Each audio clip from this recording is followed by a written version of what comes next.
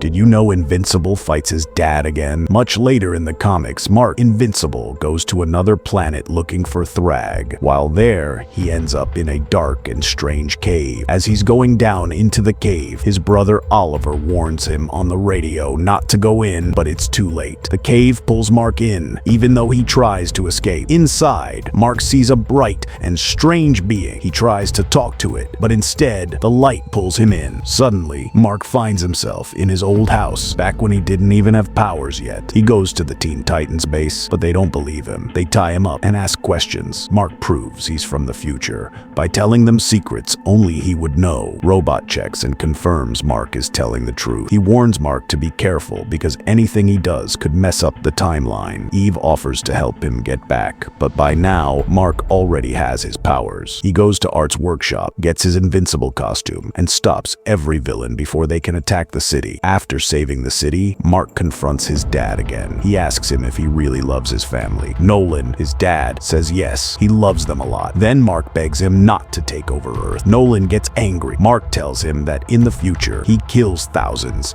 and will regret it deeply. But Nolan punches him hard and says he can't go against the Viltrum Empire. Mark insists he knows the future, but Nolan doesn't believe him and calls him a traitor. Mark tricks Nolan into going to the Guardians of the Globe's base. They all fight Nolan, but he's still stronger than all of them. In the end, Green Ghost phases through Nolan, making him pass out. Cecil locks Nolan in a prison. Mark visits and says sorry, but Nolan won't forgive him. He admits that Mark was right, and that made him even angrier. He says if Mark hadn't stopped him, he would have done all those terrible things again. Then he thanks Mark for stopping him.